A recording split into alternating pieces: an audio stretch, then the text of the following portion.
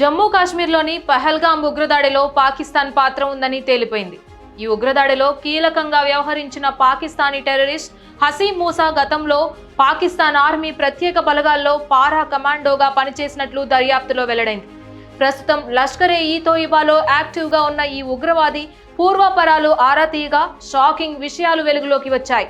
ఈ ఉగ్రవాదికి Pakistan special forces లో ఒకటైన స్పెషల్ సర్వీస్ గ్రూప్ నుంచి లోన్ కూడా అంది ఉండొచ్చని భారత భద్రతా దళాల అధికారులు అనుమానం వ్యక్తం చేశారు.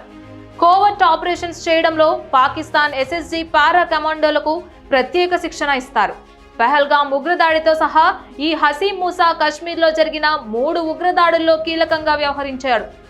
2024 అక్టోబర్లో గగన్గిర్ గండ్రేబల్లో ఉగ్రవాదులు ఒక డాక్టర్తో సహా 6 నాన్ లోకల్స్ ను కాల్చి చంపేశారు.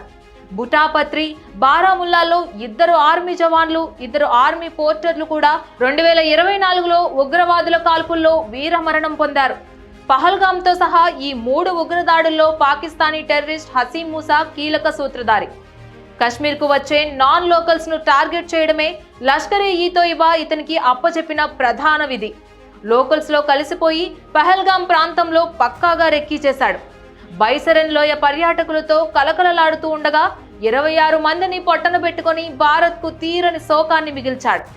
హసీం మూసాకు పాక్ ఆర్మీ బ్యాక్గ్రౌండ్ ఉందని తెలియడంతో పహల్గామ్ ఉగ్రదాడిలో పాకిస్తాన్ పాత్ర ఉందన్న వాదనకు మరింత బలం చేకూరింది.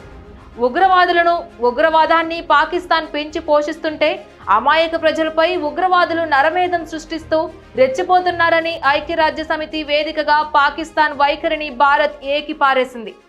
Please subscribe to the channel and download the Politicos app from the links in the description.